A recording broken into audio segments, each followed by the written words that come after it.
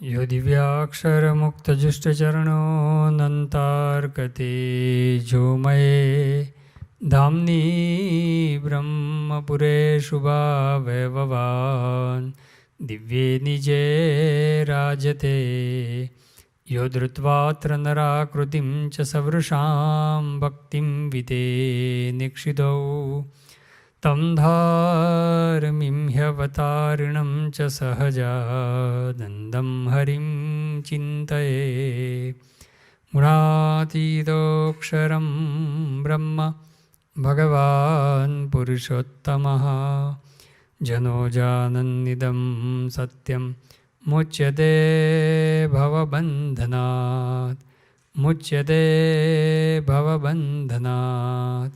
श्री स्वामिनारायण भगवाननी जय। अक्षर पुरुषोत्तम महाराजनी जय। गुणातीतानंद स्वामी महाराजनी जय। भगतजी महाराजनी जय। शास्त्रीजी महाराजनी जय। योगीजी महाराजनी जय। प्रमुख स्वामी महाराजनी जय। महंत स्वामी महाराजनी जय। प्रमुख स्वामी महाराज शताब्दी महोत्सवनी जय। स्वामीनारायण हरे वचनामृत गढ़ा प्रथमनु 12મું तत्वोना लक्षणनु तथा उत्पत्तिनु। स्वामीनारायण हरे संवत 1876 माक्षर सुधी पूनમને દિવસ શ્રીજી મહારાજ શ્રી ગઢડા મધ્યે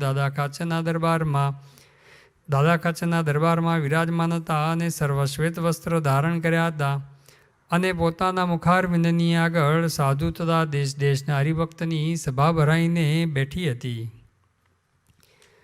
તત્વની વાત શ્રીજી મહારાજે કરી, 24 તત્વોનું નિરૂપણ કર્યું।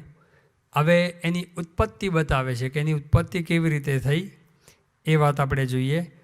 અને એ જે સર્વે તેની ઉત્પત્તિ જાણવી, તે ઉત્પત્તિ કહીએ છીએ જે પોતાના ધામને વિશે રહ્યા એવા જે શ્રી કૃષ્ણ ભગવાન તે અક્ષર પુરુષ રૂપે કરીને માયાને વિશે ગર્ભને ધરતા હવા, ત્યારે તે માયા થકી અનંત કોટી જે પ્રધાન પુરુષ અને અનંત કોટી જે પ્રધાન અને પુરુષ તે થતા હવા, તે પ્રધાન પુરુષ કેવા છે? તો અનંત કોટી બ્રહ્માંડની ઉત્પત્તિના કારણ છે। તે મધ્યે એક બ્રહ્માંડની ઉત્પત્તિના કારણ જે પ્રધાન પુરુષ તેને કહીએ છીએ જે પ્રથમ પુરુષોત્તમ એવા જે શ્રી કૃષ્ણ ભગવાન તે પુરુષ રૂપે કરીને પ્રધાનને વિશે ગર્ભને ધરતા હવા, પછી તે પ્રધાન થકી મહત્તત્વ ઉત્પન્ન થતું હોવું અને મહત્તત્વ થકી 3 પ્રકારનો અહંકાર ઉત્પન્ન થતો હોવો, તેમાં સાત્વિક અહંકાર થકી મન અને ઇન્દ્રિયોના દેવતા ઉત્પન્ન થતા હવા અને રાજસ અહંકાર થકી 10 ઇન્દ્રિયો બુદ્ધિ અને પ્રાણ એ ઉત્પન્ન થતા હવા અને તામસ અહંકાર થકી પંચભૂત અને પંચ તન્માત્રા ઉપજતા હવા, એવી રીતે સમગ્ર તત્વ ઉપજ્યા। મહારાજ પોતે હવે ઉત્પત્તિની વાત કરે છે। એમાં કહે છે કે અક્ષરધામને વિશે જે ભગવાન વિરાજમાન છે, શ્રીજી મહારાજ વિરાજમાન છે, એ શ્રીજી મહારાજ એ અક્ષર સામે દ્રષ્ટિ કરે છે એવી વાત પ્રથમના 41મા વચનાઉટ પણ આને સાથે જોડવું પડે તો સમગ્ર ઉત્પત્તિ સર્ગ આપણને સમજાય। કારણ કે પ્રથમના 41મા વચનાઉટની અંદર શ્રીજી મહારાજ પોતે ઉપનિષદની અંદર પણ કીધું છે કે એક શબ્દ કે ભગવાન જોતા હવા, એટલે જોયું એટલે કે ભગવાન સાકાર છે। એવા સાકાર સર્વોપરી જે ભગવાન એ ઉત્પત્તિ સમયે એ અક્ષર સામું દ્રષ્ટિ કરે છે। એ વાત અહીંયા પ્રથમના 41મા વચનાઉટમાં પણ કરે છે મહારાજ। પુરુષોત્તમ ભગવાન પોતે કરી એવી જે નાના પ્રકારની યોનિઓ તેને વિશે કારણપણે અંતર્યામી રૂપે કરીને પ્રવેશ કરીને ન્યૂનાધિક ભાવે પ્રકાશ કરે છે। તેની વ્યક્તિ જે અક્ષરાતીત એવા જે પુરુષોત્તમ ભગવાન તે સૃષ્ટિ સમયને વિશે અક્ષર સામે દ્રષ્ટિ કરે છે। આમાં સ્પષ્ટ શ્રીજી મહારાજ લખે છે કે સૃષ્ટિ સમયે અક્ષર સામે દ્રષ્ટિ કરે છે અને અક્ષર ભગવાનની દ્રષ્ટિનો મર્મ સમજી જાય છે। પરબ્રહ્મ પુરુષોત્તમ નારાયણની દ્રષ્ટિનો મર્મ સમજે છે કે ભાઈ એમને આ ઉત્પત્તિ કરાવી છે અનંતકોટી બ્રહ્માંડની, એટલે અક્ષર એ બધે હવે મુક્ત સામે દ્રષ્ટિ કરે છે। અક્ષરાતી દેવા જે પુરુષોત્તમ ભગવાન તે સૃષ્ટિ સમયને વિશે અક્ષર સામે દ્રષ્ટિ કરે છે, ત્યારે તે અક્ષરમાંથી પુરુષ પ્રગટ થઈ આવે છે। એટલે અક્ષર બ્રહ્મ છે એ અનંત મુક્ત સામે જુએ છે અને એ મુક્ત એક મુક્ત સામે જે દ્રષ્ટિ કરે છે એ મુક્ત એટલે પુરુષ, અને પુરુષ પછી પ્રકૃતિ સાથે જોડાય છે એટલે એમાંથી આ પુરુષ પ્રગટ થઈ આવે છે. અને પછી તે પુરુષોત્તમ તે અક્ષરમાં પ્રવેશ કરીને પુરુષને વિશે પ્રવેશ કરે છે. અક્ષરમાં પહેલો પ્રવેશ, પછી પાછો પુરુષને વિશે પ્રવેશ. એટલે પહેલો પ્રવેશ કોનામાં જાણવો? અક્ષરમાં. આ સૃષ્ટિ સમયનો પ્રવેશ જાણવો. સૃષ્ટિ ઉત્પન્ન કરવી છે એ સંકલ્પ સાથેનો જે પ્રવેશ એ અક્ષરમાં પહેલો કરે છે. અને ત્યાર પછી શ્રીજી મહારાજ સ્પષ્ટ કહે છે કે પુરુષને વશે પછી પ્રવેશ કરે છે અને પુરુષ રૂપે થઈને પ્રકૃતિને પહેરે છે. એ પુરુષ છે એ શ્રીજી મહારાજ હવે પછી અહીંયા જે 12મા વચનાવળમાં વાત કરે છે કે પુરુષ રૂપે કરીને માયાને વિશે ગર્ભને ધરતા હવા. ગર્ભને ધરતા હવા અહીંયા એક લૌકિક રીતે સમજાવ્યું છે. બાકી ત્યાં આગળ એવી કોઈ એ મિથુની સૃષ્ટિ છે જ નહીં. ત્યાં તો કારણ કે પ્રકૃતિ તો જળ છે. એ જળ પ્રકૃતિ એને આ જે પુરુષ છે એ પોતે જે 3 અવસ્થા સામ્ય હોય છે એમાંથી વિષમ અવસ્થામાં લાવે છે. એ દ્વારા સૃષ્ટિની ઉત્પત્તિ થાય છે. પણ એમાં પણ જે શ્રીજી મહારાજ કીધું કે શ્રીજી મહારાજ અક્ષરમાં પ્રવેશ કરે છે, અક્ષર છે પુરુષમાં પ્રવેશ કરે છે, અને પુરુષ દ્વારા એ પ્રકૃતિ એને પોતે વિષમ અવસ્થામાં લાવી મહારાજ પોતે કહે છે અહીંયા પ્રધાન પુરુષ થાય છે, અનંત પ્રધાન પુરુષ થાય છે. એ પ્રકૃતિ પુરુષમાંથી અનંત પ્રધાન પુરુષ થાય છે. અને એક પ્રધાન પુરુષમાંથી એક બ્રહ્માંડ ઉત્પન્ન થાય છે. એનો અર્થ શું થયો કે અનંત પ્રધાન પુરુષમાંથી અનંત બ્રહ્માંડ એની ઉત્પત્તિ એ અહીંયા થાય છે. એ શ્રીજી મહારાજ પોતે બતાવે છે. અને શ્રીજી મહારાજ પોતે સ્પષ્ટ અહીંયા કહે છે કે ભગવાન છે એ પોતે પ્રવેશ કરે છે. ભગવાનના પ્રવેશ વિના આ ઉત્પત્તિ શક્ય નથી. એટલા માટે તો થોડી તાત્વિક વાત સમજીએ કે આપણા માટે પરબ્રહ્મ પુરુષોત્તમ નારાયણ છે એ પોતે જ નિમિત્ત કારણ છે અનંત કોટી બ્રહ્માંડની ઉત્પત્તિનું, અને ઉપાદાન કારણ પણ એ પોતે છે.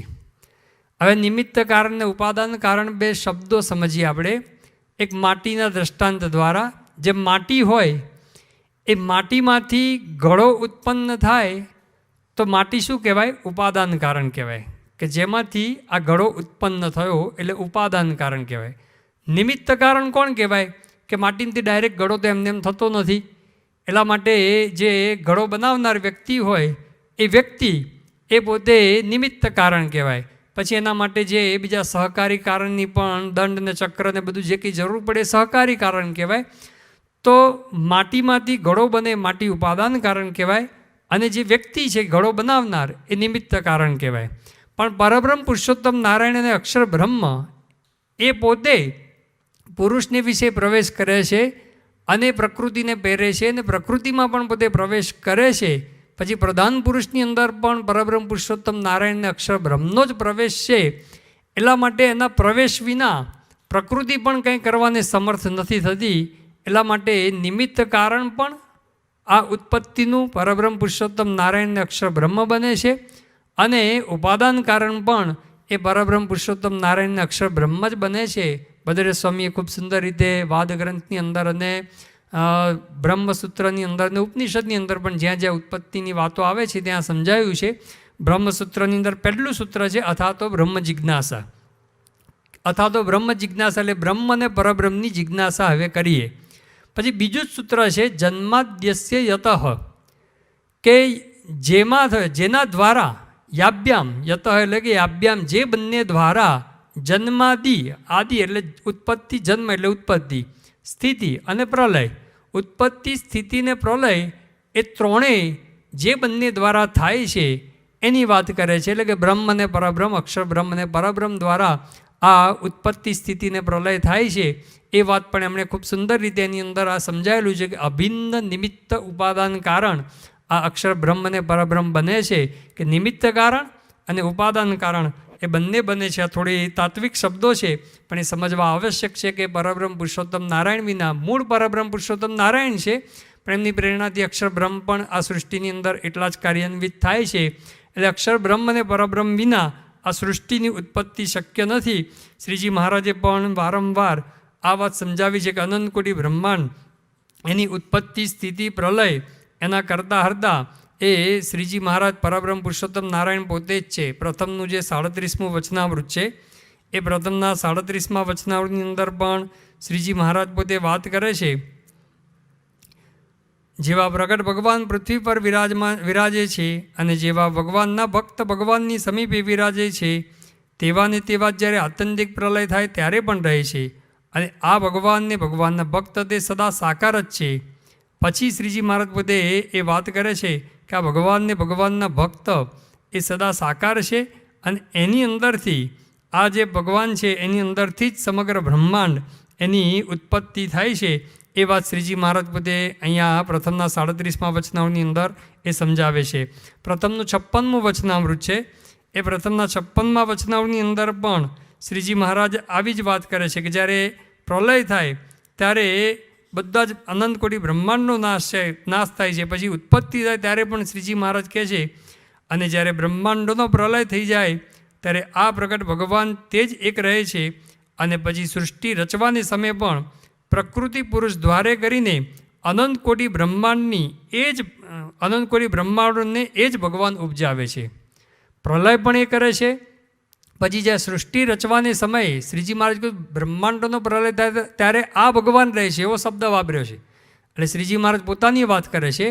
અને ઉત્પત્તિ સમયે પણ શ્રીજી મહારાજ કે પ્રકૃતિ પુરુષ દ્વારે એ પોતે અનંત કોટી બ્રહ્માંડની જે ઉત્પત્તિ કરાવે છે એ પણ આ જ ભગવાન પોતે એ કરાવે છે. એવી વાત શ્રીજી મહારાજે પોતે કરી છે.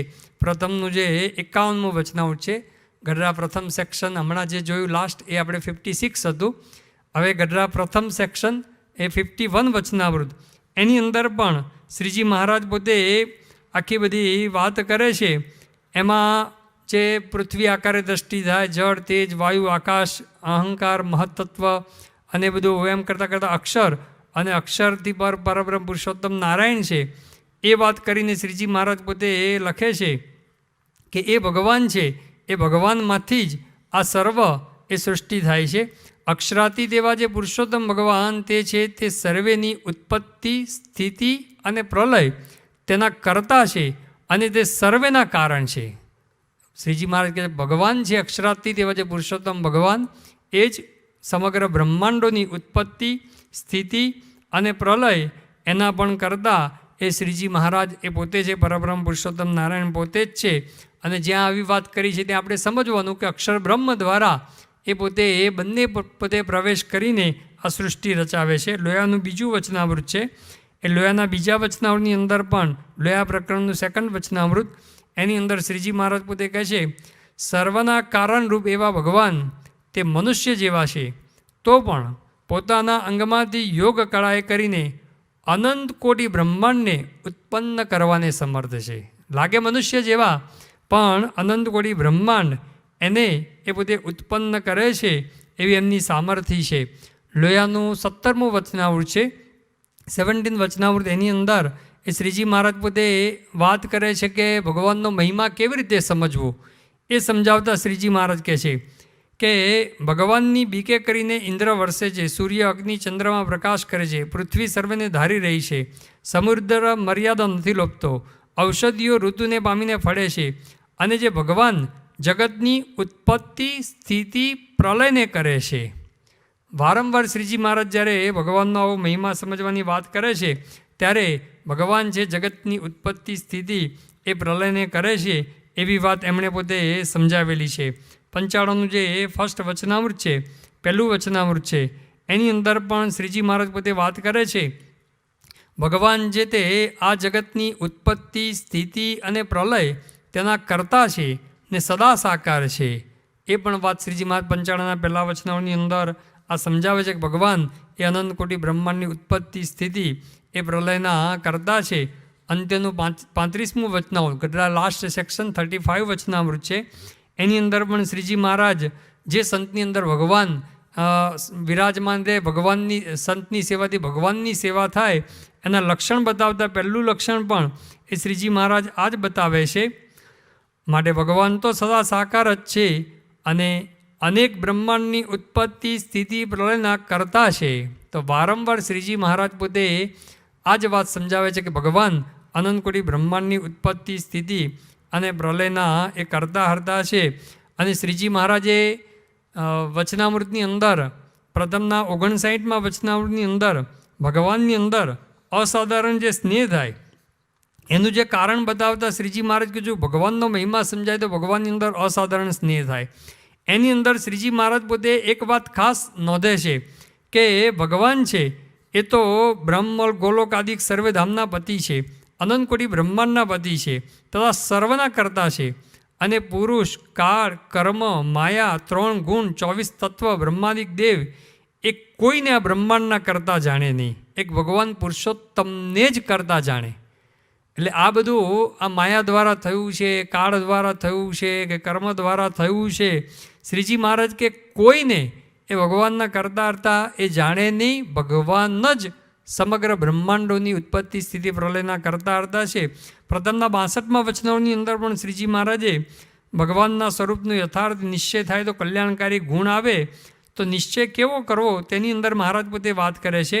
તે નિશ્ચય કેવો હોય તો જે ભગવાનને કાળ જેવા ન જાણે, કર્મ જેવા ન જાણે, સ્વભાવ જેવા ન જાણે, માયા જેવા ન જાણે, પુરુષ જેવા ન જાણે અને સર્વ થકી ભગવાનને જુદા જાણે, સર્વના નિયંતા જાણે અને સર્વના કરતા જાણે. હવે આની અંદર લખ્યું કે ભગવાનને કાળ જેવા ના જાણે, એટલે ઘણા બધા કહે છે બધું કાળે કરીને થાય છે. તો કાળે કરીને ન થતું, કાળના પણ પ્રેરક ભગવાન છે, પરબ્રહ્મ પુરુષોત્તમ નારાયણ છે. એટલા માટે જો કાળે કરીને બધું થાય છે એમ સમજીએ તો ભગવાનને કાળ જેવા જાણ્યા કહેવાય. પછી કર્મ જેવા જાણે એ પણ નહીં, બધું કર્મે કરીને થાય છે એમ નહીં, પણ કર્મના પણ ફળ પ્રદાતા ભગવાન છે. એટલા માટે કર્મે કરીને જ થાય છે એવું નથી, એ ભગવાન પોતે કરતા હરતા છે એવું સમજે. પછી સ્વભાવ જેવા ના જાણે કે ભાઈ ચલો ભાઈ લીમડો કડવો થાય અને આંબો એ મીઠો થાય, એનો સ્વભાવ છે, એના બીજની અંદર સ્વભાવ છે, તો પણ એ સ્વભાવ કરીને પણ બધું થાય છે એમ પણ નથી. ભગવાન જ એ કરતા હરતા છે. માયા જેવા ના જાણે એટલે કે પ્રકૃતિ દ્વારા બધું ઉત્પન્ન થાય છે એવું પણ ઘણા બધા બધી માન્યતાઓ છે, ઘણા બધા જુદા જુદાની માન્યતાઓ છે. ઘણા કાળે કરીને બધું થાય છે એમ માને છે, ઘણા સ્વભાવે કરીને, ઘણા માયાએ કરીને બધું થાય છે. એટલે કે પ્રકૃતિ દ્વારા જ બધું થાય છે ને ઉત્પન્ન, પણ એ પ્રકૃતિને પણ પ્રેરનારા ભગવાન છે. એટલા માટે આ પ્રકૃતિ તો જડ છે તો કંઈ કરવાની સમર્થ નથી, એટલે માયા પણ જડ છે, પણ માયા દ્વારા બધે ભગવાન અનંત કોટી બ્રહ્માંડની ઉત્પત્તિ કરે છે. પુરુષ જેવા ના જાણે, પ્રકૃતિ પુરુષનો પુરુષ તો મુક્ત છે, ચૈતન્ય છે, છતાં પણ એ કરવાની સમર્થ નથી. તો પરબ્રહ્મ પુરુષોત્તમ નારાયણે અક્ષર બ્રહ્મ સામે જોયું ને અક્ષર બ્રહ્મે પેલા પુરુષ સામે જોયું ત્યારે એ ઉત્પત્તિ કરવા સમર્થ થયો. એટલે પુરુષ પણ એ પોતે એ કરતા હરતા નથી. એ અનંત કોટી બ્રહ્માંડના મહારાજે કીધું કે ભગવાનને સર્વથી જુદા જાણે, સર્વના નિયંતા ને સર્વના કરતા, બધાના કરતા હરતા એ ભગવાન પોતે છે એવું સમજે. એ વાત શ્રીજી મહારાજે પોતે અહીંયા આપણને સમજાવેલી છે. શ્રીજી મહારાજે પોતે ઓરડાના પદની અંદર પણ આ વાત સમજાવી છે. એમણે પોતે લખ્યું કે જીવ ઈશ્વર તણો રે માયા કાળ પુરુષ પ્રધાન, સૌને વશ કરું રે સૌનો પ્રેરક હું ભગવાન, અગણિત વિશ્વની રે ઉત્પત્તિ પાલન પ્રલય થાય, મારી મરજી વિના રે કોઈથી તરણું નવ તોડાય. શ્રીજી મહારાજ કે મારી ઈચ્છા વિના કોઈથી તરણું પણ તોડાય નહીં. અનંત કોટી બ્રહ્માંડની ઉત્પત્તિ સ્થિતિ પાલન પ્રલય જે કંઈ બધું થાય છે એ કેવળ એ મારી ઈચ્છાએ કરીને જ, મારી મરજીએ કરીને જ આ બધું થતું હોય છે. તો આવી વાત તો શ્રીજી મહારાજે વારંવાર આપણને વચનામૃતની અંદર સમજાવી છે કે ભગવાન જ એ સર્વ કરતા હરતા છે, બીજું કોઈ જ એ કરતા હરતા બીજા કોઈને એ જાણે નહીં. જો બીજા કોઈને જો આપણે કરતા હરતા જાણીએ તો ભગવાનના કરતા હરતાપણાની અંદર આપણી સમજણની અંદર એટલી ખોટ કહેવાય. અને શ્રીજી મહારાજે કીધું કે ભગવાનને આવી રીતે જે કરતા હરતા નથી જાણતો અને બીજાને કરતા હરતા જાણે છે ન જેવો, તો મહારાજ કે નાસ્તિકને પાપી કોઈ નથી, એવા શબ્દો એ શ્રીજી મહારાજે પોતે એ વાપર્યા છે. એટલે ભગવાન જ અનંત કોટી બ્રહ્માંડની ઉત્પત્તિ સ્થિતિ પ્રલય એના કરતા છે. એમાં ઉત્પત્તિની વાત એ શ્રીજી મહારાજે અહીંયા સમજાવી કે પરબ્રહ્મ પુરુષોત્તમ નારાયણ અક્ષર સામુ દ્રષ્ટિ કરે છે. અક્ષર એ અનંત કોટી મુક્તમાંથી એક મુક્ત સામુ દ્રષ્ટિ કરે છે. એ મુક્તને પછી પુરુષ નામ આપવામાં આવે છે. એ પુરુષ પ્રકૃતિ સાથે એ જોડાય છે. એ જોડાય છે દ્વારા અનંત પ્રધાન પુરુષ થાય છે. અનંત પ્રધાન પુરુષમાંથી એક પ્રધાન પુરુષમાંથી આ બધા એક બ્રહ્માંડ ઉત્પન્ન થાય છે. એની અંદર પહેલાં 24 તત્વ થાય. એ 24 તત્વ ભેગા મળીને વિરાટનો દેહ બંધાય છે. અને એ વિરાટનો જીવ શ્રીજી મહારાજ કરતા હરતાની વાત કરે છે. એમાં મધ્યનું 10મું વચનાવૃત અને મધ્યનું 31મું વચનાવૃત, ગઢડા મિડલ સેક્શન 10 અને 31, આ વચનાવૃતની અંદર શ્રીજી મહારાજ વિરાટ પુરુષની વાત કરે છે કે જ્યારે વિરાટ પુરુષ જ્યારે સૃષ્ટિ સમયે 24 તત્વ આવ્યા, વિરાટનો દેહ બંધાયો, એનો જીવ પણ એની અંદર હતો, તેમ છતાં પણ વિરાટ પોતે ઊભું થવા માટે સમર્થ ના થયું. જ્યારે પુરુષોત્તમ ભગવાનનો પ્રવેશ થયો ત્યાર પછી વિરાટ પોતે આ ઊભું થવા માટે સમર્થ થયું. હવે વિરાટ પુરુષનો દેહ એટલે અત્યારે આખું જે આ 14 લોકનું બ્રહ્માંડ છે ને, એ આપણે વિરાટ પુરુષની અંદર જ છીએ. આપણને ખબર નથી આખી આ પૃથ્વી બધું આ બધા 100 માળના બિલ્ડિંગો બધું વિરાટ પુરુષના પેટની અંદર આપણે આંટા મારીએ છીએ. આખું બધું બધા કેટલું બધું ઉડાઉડ કરીએ ને જે બધું દોડાદોડ કરીએ ને બધું જે કંઈ થાય વિરાટ પુરુષના દેહમાં છે. નીચે એ પાતાળ લોક સુધી એના પગ જાય છે અને ઉપર એનું એ છાતીને મસ્તક છે. તો આટલો મોટો વિરાટનો દેહ એ પણ ભગવાન પુરુષોત્તમ નારાયણનો જ્યાં સુધી પ્રવેશ ના થયો ત્યાં સુધી એનો જીવ પણ કંઈ કરવા માટે સમર્થ થયો નહીં. એટલા માટે શ્રીજી મહારાજ સમજાય કે ભગવાન જ એ કરતા હરતા છે અને વિરાટ પુરુષ થયા. અને એની અંદરથી પછી શ્રીજી મહારાજ કે બ્રહ્મા અને મરીચ્યાદિક પ્રજાપતિને આ સમગ્ર સૃષ્ટિ એ ઉત્પન્ન થઈ. એવી વાત શ્રીજી મહારાજ પોતે અહીંયા સમજાવે છે. આ ઉત્પત્તિની વાત સમજાવી, પછી પ્રલયની વાત શ્રીજી મહારાજ કરે છે. અને પછી તે પરમેશ્વરની ઈચ્છાએ પ્રેર્યા થકા પોતપોતાને અંશે કરીને ઈશ્વર અને જીવના દેહને સૃજતા હવા. તે ઈશ્વરના દેહ તે વિરાટ સૂત્રાત્માને અવ્યકૃત અને જીવના દેહ તે સ્થૂળ સૂક્ષ્મને કારણ. આ ખાલી નામ જ જુદા છે. વિરાટના જેમ આપણે સ્થૂળ સૂક્ષ્મને કારણ 3 દેહ છે, એવી રીતે વિરાટ છે એના 3 દેહ, વિરાટ સૂત્રાત્માને અવ્યાકૃત. આ 3 દેહ જેમ આપણે સ્થૂળ સૂક્ષ્મને કારણ છે એવા એના 3 દેહ છે. નામ જ ખાલી જુદા છે પણ મૂળ તો 3 દેહ એને પણ છે. અને વિરાટ નામે જે ઈશ્વરનો દેહ તેનું દ્વિપરાર્ધ કાળ પર્યંત આયુષ્ય છે. અને તે વિરાટ પુરુષના એક દિવસને વિશે 14 મન્વંતર થાય છે. અને જેવડો એનો દિવસ છે તેવડી જ રાત્રિ છે. અને જ્યાં સુધી એનો દિવસ હોય ત્યાં સુધી ત્રિલોકની સ્થિતિ રહે છે. અને જ્યારે એની રાત્રિ પડે છે ત્યારે ત્રિલોકીનો નાશ થાય છે, તેને નિમિત્ત પ્રલય કહીએ. હવે મહારાજ પોતે એ પ્રલયની વાત કરે છે કે વિરાટ પુરુષ છે એને દ્વિપરાર્ધ કાળની આયુષ્ય છે. હવે દ્વિપરાર્ધ કાળ એટલે પહેલાંના એક દિવસની વાત સમજીએ. મહારાજ પોતે નિમિત્ત પ્રલયની અંદર કહે છે કે વિરાટના એક દિવસની અંદર 14 ઇન્દ્ર અને 14 મનુ એ પોતે સરખું રાજ્ય કરીને જાય છે. તો જેવો દિવસ પૂરો થઈને રાત્રિ પડે એટલે જે બધા 14 મનુ ઇન્દ્ર એ બધા નાશ પામે છે, ત્રિલોકીનો નાશ પામે છે. એટલે પૃથ્વીલોક, પાતાળલોક અને એની ઉપરનો જે સ્વર્ગલોક એનો નાશ પામે છે. એટલે એની વચ્ચેના બીજા લોક પણ આવી જાય, એટલે કે 10 લોક ટૂંકમાં નાશ પામે છે. પણ ક્યારે 4 અબજ અને 32 કરોડ વર્ષ થાય ત્યારે વિરાટ નારાયણનો એક દિવસ પૂરો થાય. 4 અબજ અને 32 કરોડ વર્ષ આપણા જાય ત્યારે એનો દિવસ પૂરો થાય અને રાત્રિ પડે એટલે આ 10 લોક ત્રિલોકીની અંદર બીજા લોક પણ આવી જાય છે. કારણ કે પાતાળની અને પૃથ્વીલોકની વચ્ચે અતળ, સુતળ, તળાતળ, મહાતળ, રસાતળ ને પાતાળ અને આપણો પછી મૃત્યુલોક અને આપણી ઉપર એ ભુવરલોક અને સત્યલોક સુધીનો. સત્યલોક એટલે બ્રહ્માનો સ્વર્ગલોક સુધીના જે 10 લોક છે એ 10 લોક નાશ પામે છે. તો શ્રીજી મહારાજ કે નિમિત્ત પ્રલય કહેવાય. હવે 4 અબજ ને 32 કરોડ વર્ષ પૂરા થાય ત્યાર પછી આ નિમિત્ત પ્રલય થાય છે. અને જ્યારે વિરાટ પુરુષનો દ્વિપરાર્ધ કાળ પૂરો થાય ત્યારે વિરાટ દેહનો સત્યાદિક લોકે સહિત નાશ થાય છે. અને મહદાદિક જે 24 તત્વ પ્રધાન પ્રકૃતિને પુરુષ એ સર્વે મહામયાને વિશે લય પામે છે, તેને પ્રાકૃત પ્રલય કહીએ. પછી શ્રીજી મહારાજ કહે છે કે એવી રીતે વિરાટ નારાયણ એના એ દ્વિપરાર્ધ કાળની આવરદા પૂરી થાય એટલે 8 અબજ ને 64 કરોડ વર્ષનો એનો એક દિવસ અને રાત્રિ બંને થઈને થાય. એવા 30 દિવસનો 1 મહિનો, 12 મહિનાનું 1 વર્ષ અને એવા 100 વર્ષ થાય ત્યારે દ્વિપરાર્ધ કાળ પૂરો થાય. અને એ વખતે આ વિરાટ પોતે એ આખો નાશ પામે છે. એ પોતે પણ નાશ પામે અને આ મહત્તત્વ વગેરે જે 24 તત્વો એ પણ એ પ્રકૃતિની અંદર નાશ થાય. એટલે આખા બ્રહ્માંડનો એક બ્રહ્માંડનો એ નાશ પામે એવું શ્રીજી મહારાજ સમજાવે છે. એક બ્રહ્માંડનો નાશ થયો એ પ્રાકૃત પ્રલય કહેવાય. અને મહામાયા તે અક્ષર બ્રહ્મના પ્રકાશને વિશે લય પામે છે. જેમ દિવસને વિશે રાત્રિ લય પામે છે તેમ લય પામે છે.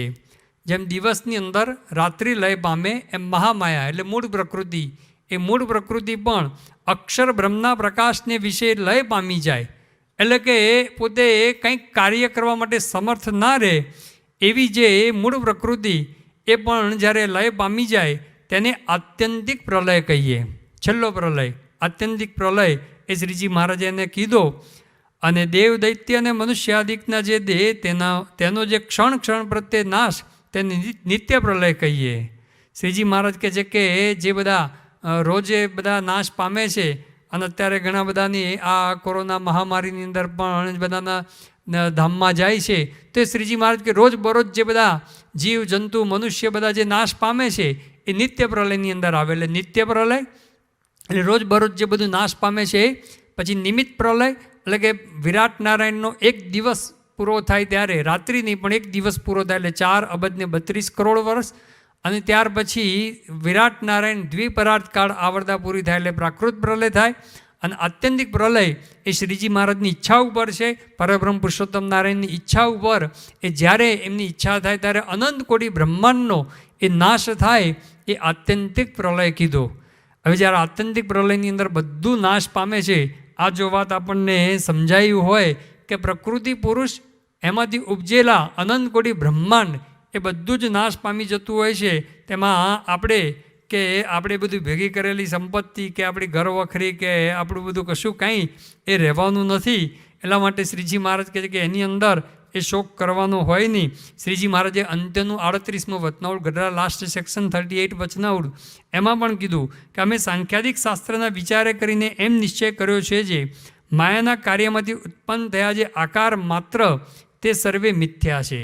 કેમ જે એ સર્વે આકાર કાળે કરીને નાશ પામે છે. મહારાજ કે માયામાંથી જે કંઈ ઉત્પન્ન થયું છે ને એ બધું જ શ્રીજી મહારાજ કે કાળે કરીને નાશ પામી જાય છે. બધું જ, કશું જ એ રહેવા પામતું નથી. પ્રકૃતિ પુરુષ પ્રલયમાં આવે અને કશું જ એ રહેતું નથી એવી શ્રીજી મહારાજે પોતે વાત કરેલી છે. ગુણાતીતાન સ્વામીએ પણ પોતે એમની પહેલા પ્રકરણની જે 108મી વાત છે, 108મી વાતમાં ગુણાતીતાન સ્વામીએ ધર્મશાળાનું દૃષ્ટાંત આપ્યું કે ગુણાતીતાન સ્વામીએ ધર્મશાળા નવી કરી, જૂની પાડી અને પછી નવી ધર્મશાળા કરી એની વાત કરે કે ધર્મશાળા હતી તે પાડીને ફરી કરી તે હવે પ્રથમની દેખાતી નથી. જૂની પાડી નવી કરી એટલે સ્વામી કહેવાય પ્રથમની પહેલાંની દેખાતી નથી. એમ પ્રકૃતિનું કાર્ય સર્વે નાશ કરી નાખવું તેનું નામ સાંખ્ય કહેવાય. પ્રકૃતિનું કાર્ય એ બધું જ શ્રીજી મહારાજ કે નાશ કરી નાખવું એનું નામ એ સાંખ્ય કહેવાય. આવી વાત ગુણાતીતાન સ્વામી પોતે કરી. એવી જ પહેલાં પ્રકરણની 97મી વાત છે, એની અંદર સ્વામીએ કીધું કે સાંખ્યની દ્રઢતા કેમ થાય એ પ્રશ્નનો ઉત્તર કર્યો છે. માણસ મરી જાય છે, દેહ ગરડો થાય છે તે જોવું. પછી કહે છે નિત્ય પ્રલય, નિમિત્ત પ્રલય, પ્રાકૃત પ્રલય તેનો વિચાર કરવો ને સાંખ્યને જોગ સિદ્ધ કરવાનું કારણ આ સમાગમ છે. તો મૂળ તો સ્વામી બધે વાત કરે છે કે આ પ્રલયનો વિચાર કરીએ કે આ પ્રલયની અંદર, આત્યંતિક પ્રલયની અંદર અનંત કોટી બ્રહ્માંડ એ જ્યારે નાશ પામી જતા હોય ત્યારે આપણું તો કંઈ એ કશું રહેવાનું છે જ નહીં. એવી રીતે શ્રીજી મહારાજ કે બધો સાંખ્ય કરી નાખવો એટલે ઉત્પત્તિ, સ્થિતિ અને પ્રલય એના કરતાં હરતા એ શ્રીજી મહારાજ છે એ વાત આપણને સમજાવે છે. ત્યાર પછી શ્રીજી મહારાજ પોતે એ ભગવાનનું ધામ એ કેવું છે એનું વર્ણન કરે છે. એની વાત આપણે આવતીકાલે જોઈશું. શ્રી સ્વામિનારાયણ ભગવાનની જય. સ્વામિનારાયણ હરે. વચનામૃત ગઢડા પ્રથમનું 12મું તત્વોના લક્ષણનું તથા ઉત્પત્તિનું. સ્વામિનારાયણ હરે. સંવત 1876ના માક્ષર સુધી પૂનમને દિવસ શ્રીજી મહારાજ શ્રી ગઢડા મધ્યે દાદા ખાચરના દરબારમાં વિરાજમાન હતા અને સર્વ શ્વેત વસ્ત્ર ધારણ કર્યા હતા અને પોતાના મુખારવિંદની આગળ સાધુ તથા દેશ દેશના હરિભક્તની સભા ભરાઈને બેઠી હતી.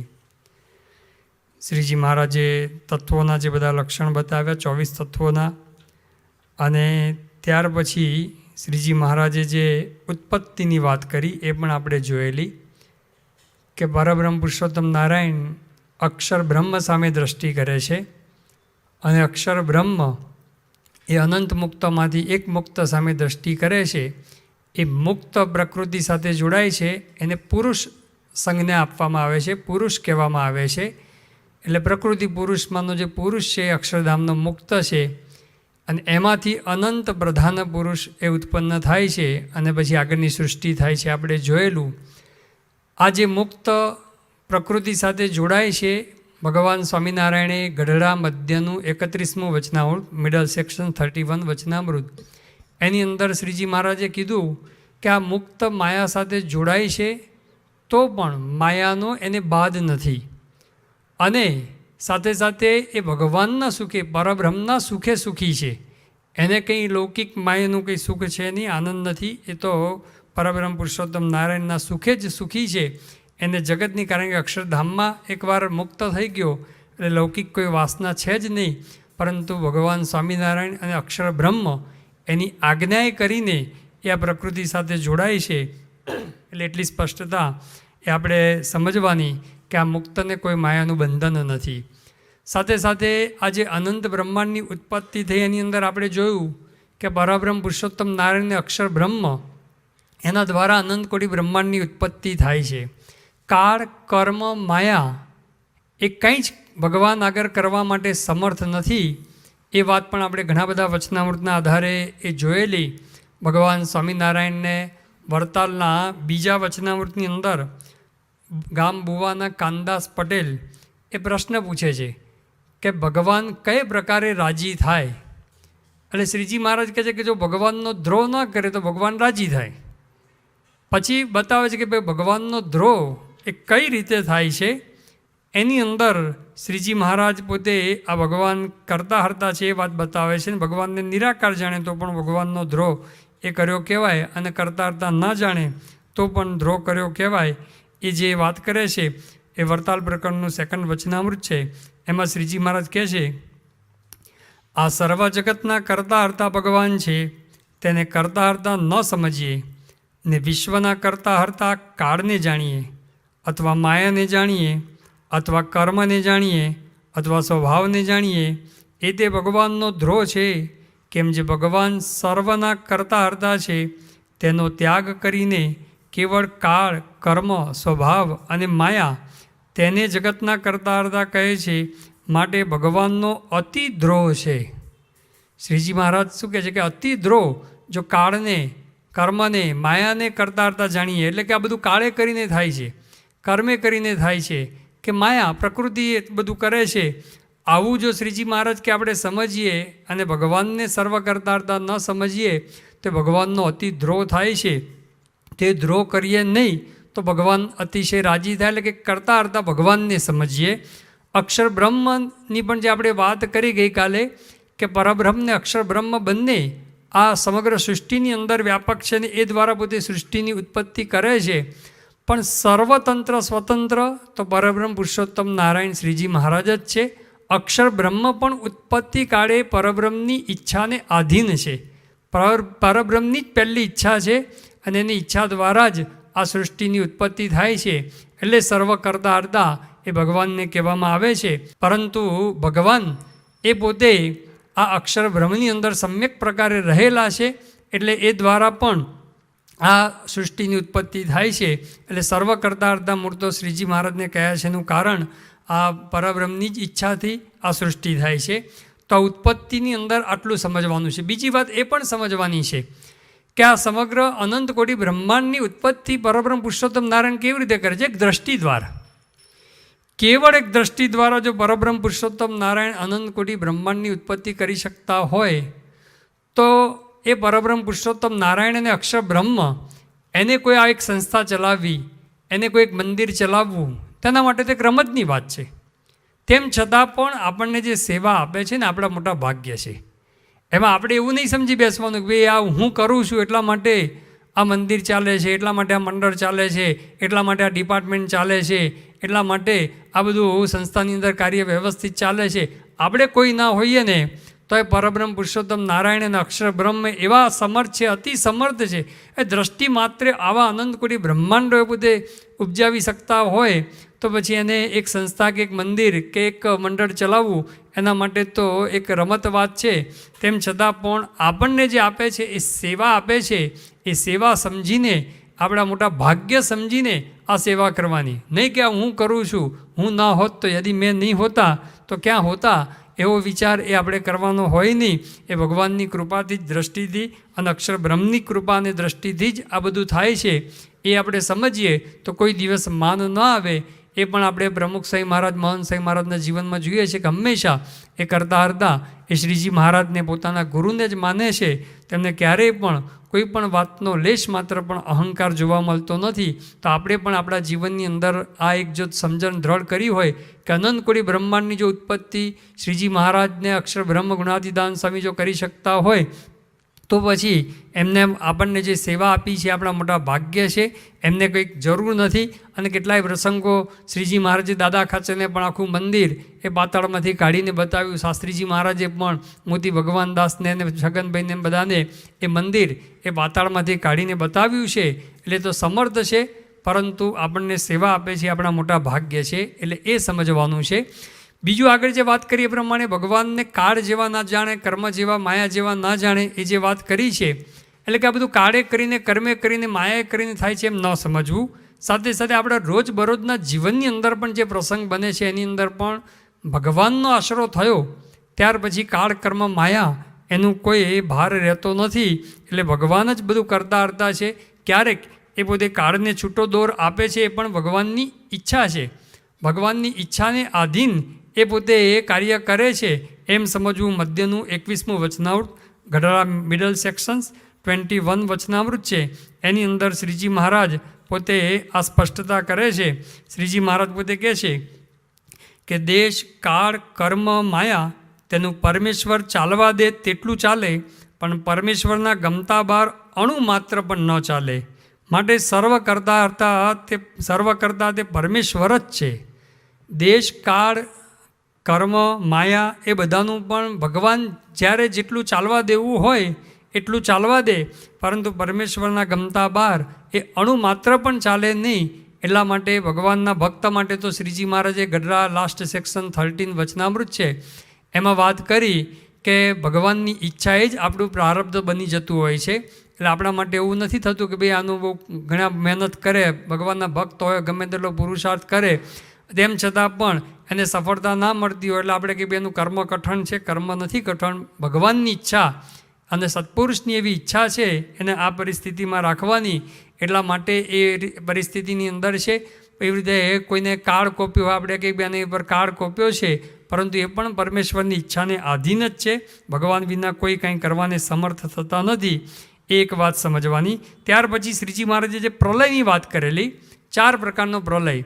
નિત્ય પ્રલય, રોજબરોજ જે કેટલાય ધામમાં જાય છે, કેટલાય ઉપડી જાય છે, એ નિત્ય પ્રલયની વાત કરેલી.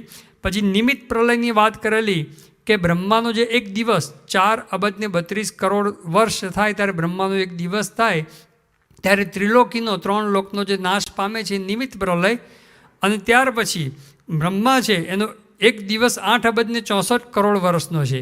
એવા 30 દિવસનો એક મહિનો, 12 મહિનાનું 1 વર્ષ, એવા 100 વર્ષ થાય ત્યારે એ બ્રહ્માની આયુષ્ય પૂરી થાય. એટલે કે દ્વિપરાર્ધ કાળ. એટલે 2 ઉપર 2 ઉપર 17 મીંડા ચડાવીએ, 2 × 10⁻17 મેથેમેટિક્સની ભાષાની અંદર કહીએ, એટલા વર્ષ થાય ત્યારે એ બ્રહ્માની આવરદા વિરાટની આવરદા પૂરી થાય, બ્રહ્માની આવરદા પૂરી થાય. અને ત્યારે એ આ પ્રકૃતિનો એ નાશ થતો હોય છે. એટલે કે વિરાટ અને મહત્તત્વ વગેરેનો જે નાશ થતો હોય છે એને પ્રાકૃત પ્રલય કહેવાય. અને આત્યંતિક પ્રલયની અંદર અનંત કોટી બ્રહ્માંડનો નાશ થાય છે. અનંત કોટી બ્રહ્માંડ એ મૂળ પ્રકૃતિની અંદર પાછા લીન થઈ જાય છે. એ આત્યંતિક પ્રલય, એનો કોઈ સમય અવધિ ફિક્સ નથી. એ પરબ્રહ્મ પુરુષોત્તમ નારાયણ શ્રીજી મહારાજ જ એક જ એમની ઈચ્છાને આધીન છે. એ ક્યારે આત્યંતિક પ્રલય કરવો એ એમની ઈચ્છાને આધીન છે. એ તો ભગવાન જ્યારે કરે ત્યારે. પરંતુ શ્રીજી મહારાજે આ આત્યંતિક પ્રલયને સાથે જ્ઞાન પ્રલય સાથે પણ સરખાવ્યો છે કે પેલો તો ચલો બ્રહ્માના જ આ 100 વર્ષની અંદર આપણા જો દ્વિપરાર્ધ કાળ નીકળી જતા હોય તો આત્યંતિક પ્રલય તો ક્યારે થાય. પરંતુ ગુણાતીતાનંદ સ્વામીએ પણ કીધું છે કે આત્યંતિક પ્રલય જે જ્ઞાન પ્રલય, જ્ઞાને કરીને પ્રકૃતિ અને પ્રકૃતિનું કાર્ય એ અંતરથી ખોટું કરી નાખીએ એટલે આપણા માટે એ આત્યંતિક પ્રલય થઈ ગયો. ગઢડા પ્રથમનું 24મું વચનામૃત, ફર્સ્ટ સેક્શન 24 વચનામૃત, અને અમદાવાદનું 2nd વચનામૃત. આ બંને વચનામૃતની અંદર શ્રીજી મહારાજે આત્યંતિક પ્રલય જે જ્ઞાન પ્રલય એવો શબ્દ વાપરેલો છે કે જ્ઞાન પ્રલય પણ છે. જ્ઞાને કરીને શ્રીજી મહારાજે પ્રથમના 24મા વચનામૃતમાં કીધું કે પ્રકૃતિ અને પ્રકૃતિનું કાર્ય એને કાંઈ નજરમાં આવતું નથી. જો જ્ઞાન પ્રલય જીવનની અંદર દ્રઢ થાય તો, એટલે કે પ્રકૃતિનું કાર્ય અંતરની અંદરથી એણે કાઢી દીધું છે, એને નાશ કરી નાખ્યું છે, એવી વાત શ્રીજી મહારાજે એ કરેલી છે. ગુણાતીતાનંદ સ્વામીએ પણ વારંવાર એ પોતાની વાતોની અંદર આ જ્ઞાન પ્રલય કરવાની એ વાત આપણને એ સમજાવેલી છે. ગુણાતીતાનંદ સ્વામી 5મા પ્રકરણની એક વાતની અંદર આપણને સમજાવે છે. સ્વામીએ વાત કરી છે, જ્ઞાન પ્રલય કરવો તેથી કોઈ મોટી વાત નથી. માટે જ્ઞાન પ્રલય કરવો, જેટલો જ્ઞાન પ્રલય કર્યો તેટલો માયાથી મુકાણો, ને તેમ કર્યા વિના મોટાઈ તો મળે પણ માયાથી મુકાય નહીં. પછી એવા જ્ઞાન પ્રલયનો આટલો બધો મહિમા કીધો. પછી કે જ્ઞાન પ્રલય તે શું? જે પ્રકૃતિનું કાર્ય માત્ર હૈયામાંથી કાઢી નાખી બ્રહ્મરૂપ થવું, ગુણાતીત થવું, પછી કાંઈ કરવું રહે નહીં. ને મહારાજનો સિદ્ધાંત પણ એમ જ છે. એટલે કે પ્રકૃતિ અને પ્રકૃતિનું કાર્ય અંતરમાંથી ખોટું કરી નાખવું, કે આ બધું નાશવંત છે, આ બધું જ કાળે કરીને નાશ પામી જાય છે. આપણે ગઈકાલે જોયું કે બધું કાંઈ રહેતું નથી. તો અંતરથી આ પ્રકૃતિને પ્રકૃતિનું કાર્ય એ નાશ કરી નાખવું, એનું નામ એ જ્ઞાન પ્રલય કહેવાય. ગુણાતીતાનંદ સ્વામીએ તો જુદા જુદા શબ્દો પણ વાપરેલા છે 3જા પ્રકરણની વાતોની અંદર. સ્વામી એક વાતમાં એવું કીધું છે કે પ્રકૃતિ પુરુષ સુધી ઢૂંસા છે, એટલે કે બાજરીની અંદર બધા દાણા કાઢી લઈને જે વધે એ ઢૂંસા કહેવાય. પછી બીજો શબ્દ વાપર્યો છે, પ્રકૃતિ પુરુષ સુધી રાખના પડીકા છે, એટલે કે રાખના પડીકા સમજ્યા હોય તો ઓટોમેટિક પ્રકૃતિનું કાર્ય નીકળી જતું હોય છે, એટલે જ્ઞાન પ્રલય આપણા માટે થઈ જતો હોય છે. પછી એક વાતની અંદર તો એવું લખ્યું છે કે પ્રકૃતિ પુરુષ સુધી એ લઘુશંકાનો વ્યવહાર છે, એવી પણ વાત સ્વામીએ પોતે એ કરેલી છે. તો આવી રીતે એ પ્રકૃતિનું કાર્ય અંતરમાંથી નાશ કરી નાખીએ એ આપણા માટે આત્યંતિક પ્રલય થઈ ગયો, આપણા માટે જ્ઞાન પ્રલય થઈ ગયો.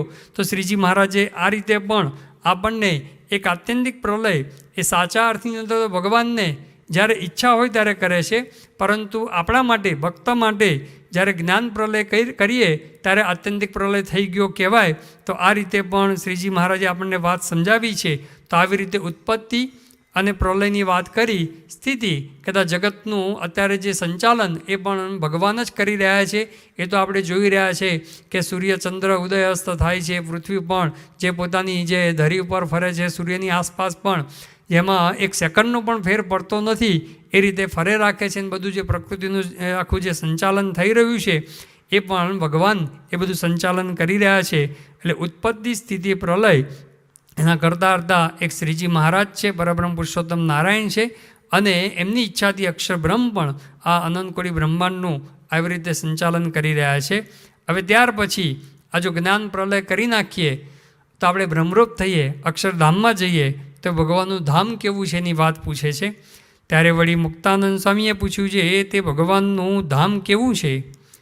ત્યારે શ્રીજી મહારાજ બોલ્યા છે તે ભગવાનનું ધામ તો સનાતન છે, નિત્ય છે, અપ્રાકૃત છે, સચ્ચિદાનંદ છે, અનંત છે અને અખંડ છે. શ્રીજી મહારાજ શબ્દ વાપરે છે ભગવાનનું ધામ કેવું છે? સનાતન છે, એટલે કે અનાદિથી છે. નિત્ય છે, એટલે કે ત્રણેય કાળની અંદર એ રહે છે, એનો નાશ નથી. પછી અપ્રાકૃત છે. પ્રાકૃત એટલે એ પ્રકૃતિમાંથી ઉત્પન્ન થયેલું હોય એને પ્રાકૃત કહેવાય, એટલે કે માયા. પ્રકૃતિ એટલે કે માયા, માયામાંથી ઉત્પન્ન થયેલું હોય એને માયિક કહેવાય, પ્રાકૃત કહેવાય. જ્યારે ભગવાનનું ધામ છે અપ્રાકૃત છે, એટલે કે દિવ્ય છે.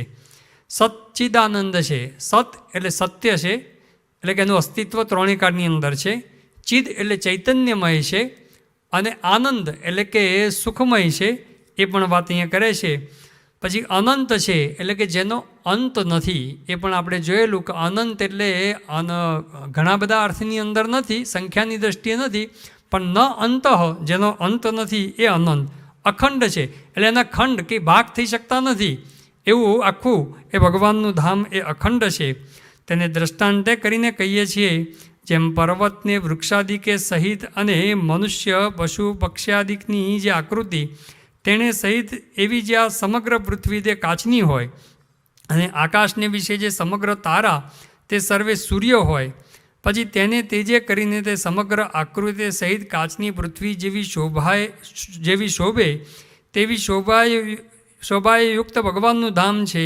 એવું જે ભગવાનનું ધામ તેને ભગવાનના ભક્ત છે તે સમાધિને વિશે દેખે છે, અને દેહ મૂક્યા પછી એ તેજોમય જે ભગવાનનું ધામ તેને પામે છે. શ્રીજી મહારાજ પોતે દ્રષ્ટાંત આવે છે. કે આ સમગ્ર પૃથ્વી કાચની હોય અને આ બધું જે કંઈ મનુષ્ય છે, વૃક્ષ છે, એ બધું જ કાચનું જ હોય અને આ એક સૂર્ય નહીં, આવા અનંત સૂર્ય, જેટલા તારા છે એટલા બધા જ સૂર્ય, એ બધા પ્રકાશે તો આખો કેટલો બધો પ્રકાશ પ્રકાશ પ્રકાશ એ પૃથ્વી પર થઈ જાય, એવું એ ભગવાનનું ધામ છે. ત્યાં અતિશય પ્રકાશ છે. શ્રીજી મહારાજે પોતે એકવાર રહસ્યની વાત કરતાં પણ લખેલું છે કે આ એક સૂર્ય છે એના કરતાં કોટી ગણું તેજ, એક પછી એક બધા ધામની વાત કરતાં કરતાં કહે છે કે એ બધા કરતાં પણ આ અક્ષરધામના જે મુક્ત છે એની અંદર તેજ અધિક છે. અને અક્ષરધામના મુક્તની અંદર મહારાજ કહે છે કે અનંત મુક્તનો પ્રકાશ ભેગો કરીએ, અનંત મુક્તનો પ્રકાશ ભેગો કરીએ તો અક્ષરધામનો પ્રકાશ કેટલો છે? તો કે અનંત મુક્તનો પ્રકાશ અક્ષરધામની અંદર એક સોપારી રહે એટલા ભાગની અંદર લીન થઈ જાય એટલો ભગવાનના ધામનો પ્રકાશ છે. એટલે એકદમ તેજોમય એ ભગવાનનું ધામ છે, જેનું કંઈ તેજનું વર્ણન પણ ના થઈ શકે. અને પરબ્રહ્મ પુરુષોત્તમ નારાયણ તો એના કરતાં પણ શ્રીજી મહારાજે લખ્યું કે અક્ષરધામનો બધો જ પ્રકાશ ભેગો કરીએ તો પરબ્રહ્મ પુરુષોત્તમ નારાયણની મૂર્તિના એક રોમના કોટીમાં ભાગની બરોબર પણ ના થાય એવું જે પરબ્રહ્મ પુરુષોત્તમ નારાયણનું તેજ છે. આવું 7મા પ્રકરણની વાતમાં એ ગુણાતીતાનંદ સ્વામીએ જે શ્રીજી મહારાજે વાત કરી એનો ઉલ્લેખ કરેલો છે. તો આવું જે ભગવાનનું ધામ છે, નિષ્કુળાનંદ સ્વામીએ પણ 64 પદીની અંદર આ ભગવાનના ધામનું આ સેમ જે શ્રીજી મહારાજે જે વર્ણન કર્યું એ વર્ણનની વાત નિષ્કુળાનંદ સ્વામીએ 64 પદીમાં 63મું જે પદ છે, 63મું પદ, એમાં લખે છે, મળી મહારાજને મુનિરાય સહુ સુખ પામે સોય, સૌએ કહ્યું દ્રષ્ટાંતની માય જાણો કાચ ભૂમિ હોય કાચના સર્વે આકાર, રવિ શશી તારા મળી, વળી તેજ તેજ ત્યાં અંબાર, રહે બહુ જળ મળી પૂર્ણ દિશે પ્રકાશ, એક રસ તેજ એવું એવો ધામમાં છે ઉજાસ, એ વિના કહીએ કેવું. એમાં પણ આ જ દ્રષ્ટાંત આપ્યું કે આ સૂર્યચંદ્ર જે કંઈ છે એ બધા જ એ સૂર્ય હોય, જેટલા તારા છે બધા પણ સૂર્ય હોય અને જેવું તેજાયમાન થાય એવો ભગવાનના ધામનો પ્રકાશ છે. અને સુખ પણ અતિશય છે, પ્રકાશ એકલો અધિક છે એવું નહીં, અતિશય સુખમય ભગવાનનું ધામ છે. એનું પણ વર્ણન નિષ્કુળાનંદ સ્વામીએ પોતે 55 નંબરનું જે પદ છે એમાં લખે છે કે જેહ ધામને પામીને પ્રાણી પાછું પડવાનું નથી રે, સર્વોપર્ય છે સુખની કાણી, કેવું કહીએ તેને કથી રે. કે જે ભગવાનના ધામને અક્ષરધામને પામ્યા પછી કોઈ દિવસ પાછું આવવાનું નથી. બીજે ગમે ત્યાં જઈએ પણ ત્યાંથી પાછું એ માયા છે એટલે પાછું આવવું પડે છે, પરંતુ અક્ષરધામની અંદર ગયા પછી કોઈ દિવસ પાછું આવવું પડતું નથી. પછી લખે છે કે એ ભગવાનનું ધામ કેવું છે, સર્વોપર્ય છે સુખની કાણી, સૌથી પર એ જે સુખ છે એ સુખની ખાણ ત્યાં આગળ રહેલી છે એવું એ વર્ણન કરે છે. અનંત મુક્ત જ્યાં આનંદે ભર્યા, રહે છે પ્રભુજીની પાસ રે, સુખ સુખ જ્યાં સુખના દરિયા, ત્યાં વસી રહ્યા વાસ રે, તેજ તેજ જ્યાં તેજ અંબાર, તેજોમય તન તેના રે, તેજોમય જ્યાં સર્વે આકાર, શું કહીએ સુખ એના રે, તે તેજ મધ્ય સિંહાસન શોભે, ત્યાં બેઠા બહુ નામી રે, નિષ્કુળાનંદ કહે મન લોભે, પૂર્ણ પુરુષોત્તમ પામી રે. તો અહીંયા પણ નિષ્કુળાનંદ સ્વામી પોતે આ જ વર્ણન કરે છે કે ભગવાનની અંદર આવું અપાર એ સુખ રહેલું છે, અપાર તેજ એ પણ રહેલું છે. 55નું પહેલું વચનામૃત છે, ફર્સ્ટ વચનામૃત છે, એની અંદર પણ શ્રીજી મહારાજ પોતે ભગવાનના ધામની વાત કરે છે. એમાં દ્રષ્ટાંત આપે છે શ્રીજી મહારાજ પોતે કે જેમ પશુ છે એના કરતાં મનુષ્યનું સુખ અધિક છે, મનુષ્ય છે એના કરતાં રાજાનું સુખ અધિક છે, રાજા કરતાં દેવતાનું સુખ અધિક છે, અને દેવતા કરતાં ઇન્દ્રનું સુખ અધિક છે. અને એમ કરતાં કરતાં શ્રીજી મહારાજ બીજા બધા ધામની બધી વાત કરતાં કહે છે કે અક્ષરધામનું સુખ એ અતિ અધિક છે. અતિ અધિક શબ્દ એ શ્રીજી મહારાજ પોતે એ વાપરે છે. અને પછી મહારાજ લખે છે કે એવી રીતે ભગવાનના સુખને અતિશય જાણીને બીજા જે પંચ વિષયના સુખ તેને એ વિશે બુદ્ધિમાનને તુચ્છતા થઈ જાય છે. અને તે ભગવાનના સુખ આગળ બ્રહ્માદિકનું સુખ તો જેવું ભારે ભારે ગૃહસ્થને બારણે કોઈક નાક ઠીકરું લઈને માગવા આવ્યો હોય તેના જેવું છે. અને ભગવાનના ધામના સુખનો જ્યારે વિચાર કરીએ છીએ ત્યારે સર્વે જે બીજા સુખ તેથી ઉદાસ થઈને મનમાં એમ થાય છે આ દેહને મૂકીને એ સુખને ક્યારે પામીએ. શ્રીજી મહારાજ કે ભગવાનના ધામના સુખનો વિચાર કરીએ છીએ ને ત્યારે આ લોકના સર્વ સુખમાંથી એ મન છે એ ઉદાસ થઈ જતું હોય છે. એવું ભગવાનના ધામનું સુખ છે જેને કોઈને ઉપમા પણ ના આપી શકાય એવું એ ભગવાનનું ધામ છે. પંચાળા પ્રકરણનું જે 4th વચનામૃત છે, 4થું વચનામૃત છે, એની અંદર પણ શ્રીજી મહારાજ બધે વાત કરે છે. અને ભગવાનનું જેવું ધામ છે તેવું સ્થાનક આ બ્રહ્માંડમાં કોઈ નથી જેની એને ઉપમા દઈએ. શ્રીજી મહારાજ કે ભગવાનનું જેવું ધામ છે એવું આ બ્રહ્માંડમાં બીજું કોઈ સ્થાનક નથી કે ભગવાનના ધામની એને ઉપમા દેવાય, એની સાથે કમ્પેરિઝન થાય એવું કોઈ સ્થાનક નથી. એ ભગવાનનું જેવું ધામ છે તેવું સ્થાનક આ બ્રહ્માંડમાં કોઈ નથી જેની એને ઉપમા દઈએ. તે સપ્તદ્વીપ ને નવખંડમાં જે સ્થાનક છે તથા મેરુ ઉપર ઘણી શોભાયુક્ત બ્રહ્માદિકના સ્થાનક છે તથા લોકાચળને વિશે ઘણા સ્થાનક છે તથા ઇન્દ્ર, વરુણ, કુબેર, બ્રહ્મા એના જે સ્થાનક છે તથા બીજા પણ ઘણા સ્થાનક છે. એ સર્વે માહેલું એવું એકે સ્થાનક નથી જેની ભગવાનના ધામને ઉપમા થાય. શ્રીજી મહારાજ કહે છે કે કોઈ એવું વર્ણન કરી શકાય એવું છે જ નહીં. બીજા કુબેર કે બ્રહ્મા કે બીજા ઇન્દ્ર કે બીજા ગમે તેના એ વર્ણન કરો પણ ભગવાનના ધામને ઉપમા દેવાય એવું કંઈ સ્થાન નથી. અને ભગવાનના ધામને વિશે રહ્યા છે ભગવાનના ભક્ત તેને જેવું સુખ છે તેવું આ બ્રહ્માંડમાં કોઈ સુખ છે નહીં કે જેની એને ઉપમા દઈએ. તો શ્રીજી મહારાજ આવી રીતે ભગવાનનું ધામ એ સર્વોપરી ધામ છે, એનું સુખ પણ એ અધિક છે, એની કોઈને ઉપમા આપી શકાય નહીં એવી વાત કરે છે.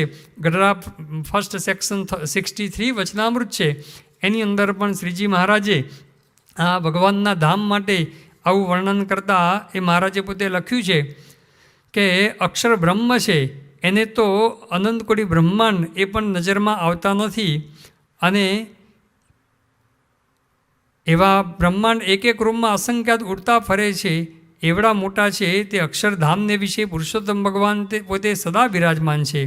અને પોતાની અંતર્યામી શક્તિએ કરીને અક્ષરધામને અનંત કોટી બ્રહ્માંડ અને તે બ્રહ્માંડના જે ઈશ્વર તે સર્વેને વિશે અન્વયપણે રહ્યા છે એમ શ્રીજી મહારાજ પોતે એ દ્રષ્ટાંત આપે છે. અને પછી એક દ્રષ્ટાંત બીજું પણ આપે છે કે ભગવાનના ધામનું જે સુખ છે એની અંદર કે જેમ કોઈ રાજા હોય એ રાજાએ પોતાના નોકર માટે એના માટે ચાકર માટે 7 માળની હવેલીને બધું બનાવ્યું હોય તો પછી આપણને અનુમાન થાય કે રાજાને ત્યાં વધારે સુખ હશે. એમ ભગવાને આ બધું જે બનાવ્યું છે સૃષ્ટિ એની અંદર જે સુખ મૂક્યું છે એની ઉપરથી ભગવાનના ધામના સુખ અને ભગવાનના સુખ એનું આપણે અનુમાન કરી શકીએ. એ વાત આખી બહુ વિસ્તારથી આ ગઢડા પ્રથમના 63મા વચનાઓની અંદર સમજાવે છે. એટલે કે ભગવાનનું આવું અલૌકિક ધામ છે. હવે આપણા માટે ભાગ્યની વાત કેવું છે કે આવું જે ભગવાનનું ધામ અનંત કોટી બ્રહ્માંડથી પર ગુણાતીતાન સ્વામીની એમની વાતની અંદર એક આપણને સમજાય એના માટે લખ્યું કે 1,00,000 મણ લોઢાનો ગોળો હોય એ અક્ષરધામમાંથી છૂટો મૂકવામાં આવે તો આ પવનથી વાયુથી એને જે ઘસારો લાગે ત્યારે અહીંયા આવે ત્યારે એક રજવેડો રજ થઈ જાય એટલો ઘસારો લાગે એટલું ભગવાનનું ધામ દૂર છે. પણ ભગવાનને સંતે આપણને ઢોકળું કરી નાખ્યું, પાસે કરી નાખ્યું. શ્રીજી મહારાજે કીધું કે જ્યાં આવા ભગવાન બિરાજે છે, આવા સંત બિરાજે છે ત્યાં જ ભગવાનનું ધામ છે. એટલે આપણા માટે તો અક્ષરધામ અહીંયા ઢોકળું કરી નાખ્યું. દેહ મૂકીને તો પામવાનું પણ દેહ છતાં જ એ શ્રીજી મહારાજે પરમપદ આપણને અહીંયા આગળ જ કરી દીધું. તો આપણા માટે તો એ ખૂબ આનંદની વાત છે કે એ ધામની અંદર એ ધામના અધિકારી આપણને કર્યા. અને આપણને તો કર્યા પણ પ્રથમનું 72નું અને વડતાલનું 12મું વચનાવ કે આપણા જે દર્શન કરે એ પણ એ ભગવાનના ધામની અંદર જાય.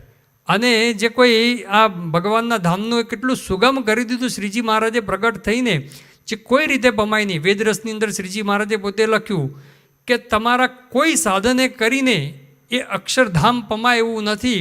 માટે હે પરમહંસો હું મારા બાહુબળી કરીને તમને એ અક્ષરધામ પમાડીશ.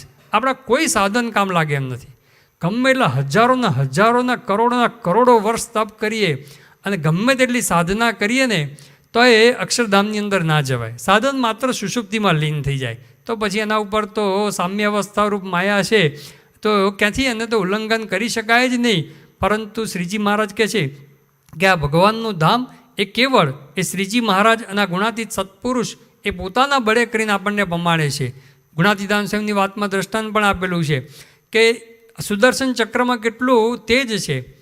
તો 1,000,000 સૂર્યનું તેજ એક સુદર્શન ચક્રની 10,000 સૂર્યનું તેજ એક સુદર્શન ચક્રમાં છે. 10,000 સૂર્યનું તેજ એ પણ એ કહે છે કે જ્યારે ભૂમા પુરુષની અંદર શ્રી કૃષ્ણ ભગવાન ગયા અને ભૂમા પુરુષના લોકમાં, ત્યારે માયાના અંધકાર આગળ એક ટમટમિયા જેવું થઈ ગયું, એક દીવા જેટલું એ સુદર્શન ચક્રનું અજવાળું થઈ ગયું. તેનાથી પર પ્રકૃતિ પુરુષ છે. હવે એને ઉલ્લંઘવા માટે તો કોઈ સમર્થ નથી. આ પરબ્રહ્મ પુરુષોત્તમ નારાયણ અને અક્ષર બ્રહ્મ એ કૃપા કરે ત્યારે જ એ ધામ પમાય એવું છે. બાકી કોઈ સાધને કરીને એ ધામ પમાતું નથી. એણે કૃપા કેટલી કરી છે. આ લોકમાં આવી અને વહેતી કીધી અક્ષર વાટ પુરુષોત્તમ પ્રગટી રે. અક્ષરધામમાં જવા માટેનો માર્ગ આપણા માટે બધા માટે ખુલ્લો મૂકી દીધો અને કલ્યાણ સોંગું કરી દીધું. નિષ્કુળાનંદ સ્વામી તો કેવું કીધું કે કેસે આ સંત તો બહુ સારા રે, ખરા કલ્યાણ ના કરનારા રે, એટલો જ ગુણ કોઈ રહેશે રે, તે તો બ્રહ્મ મોલે વાસ લેશે રે. આટલો જ ગુણ આવે તો પણ એ ભગવાનના ધામનો અધિકારી થઈ જાય એવું એ શ્રીજી મહારાજે આ ગુણાતીત સત્પુરુષે સુગમ કરી દીધું કે કળશ ચડાવ્યો કલ્યાણનો રે, સૌના મસ્તક પર મોળ પુરુષોત્તમ પ્રગટી રે. કલ્યાણનો કળશ ચડાવી દીધો અને સૌના મસ્તક પર મોળ. સૌરાષ્ટ્રની અંદર એ વાત છે કે જે મોળ કોણ ધારણ કરે કે જે વરરાજા હોય એની જે માતા હોય એના એકના ઉપર જ મોળ હોય. પરંતુ શ્રીજી મહારાજે તો કલ્યાણ માટે બધાના મસ્તક ઉપર મોળ ચડાવી દીધું. એટલે બધાનું કલ્યાણ એ મહારાજે પોતે કરી દીધું. શ્રીજી મહારાજ કે અમારા દર્શન કરે એનું કલ્યાણ, પછી કે અમારા દર્શન કેટલાને થશે, અમારા સાધુના દર્શન કરે એનું કલ્યાણ, પછી કે અમારા સાધુના દર્શન પણ કેટલાને થશે, અમારા હરિભક્તોનું દર્શન કરે, એને કોઈ જમાડે, એના ગોળાનું કોઈ પાણી પીવે, એને કોઈ પાણી પાય, એ સર્વેનું કલ્યાણ એ અમારે કરવું છે. તો આવી રીતે કલ્યાણનો માર્ગ, અક્ષરધામમાં જવાનો માર્ગ શ્રીજી મહારાજ એ આવી અને સુગમ કરી દીધો. અને ગુણાતીત સત્પુરુષ દ્વારા પ્રગટ રહી અને એમણે તો આપણને કેટલી બધી વખત અક્ષરધામમાં લઈ જવાનો કોલ આપ્યો. મહારાજે તો કોલ આપ્યો, મોહન સાંઈ મહારાજે, પ્રમુખ સાંઈ મહારાજે પણ કોલ આપ્યો. મોહન સાંઈ મહારાજ કહેતો અમે ઉચકીને અક્ષરધામની અંદર લઈ જઈશું. આવા કોલ પણ આપણને આપ્યા છે. તો એ અક્ષરધામ એ જ્યાં જ્યાં સુખ અને સુખ જ છે, પરંતુ એ સુખ અક્ષરધામનું અપાર છે એમ માની અને નિષ્કુળાનંદ સ્વામીએ લખ્યું કે મંડો સૌ સુખ જાણી કે આની અંદર અપાર સુખ છે એમ માનીને આ લોકની અંદર જ અક્ષરધામની પ્રાપ્તિ કરવી છે, એ સુખ મારે મેળવવું છે એમ સમજીને જો આપણે મોહન સાંઈ મહારાજ જેવા પુરુષ મળ્યા છે અને મન કર્મ વચને રાજી કરી લઈશું તો અહીં બેઠા પણ અક્ષરધામ અને દેહ મૂક્યા પછી પણ અક્ષરધામની અંદર જ જવાનું છે. તેવા ધામના અધિકારી આપણે સર્વે થઈએ એ જ એમના ચરણોની અંદર પ્રાર્થના. ઇતિ વચનામૃતમ ગઢડા પ્રથમનું 12મું વચનામૃત થયું. શ્રી સ્વામિનારાયણ ભગવાનની જય.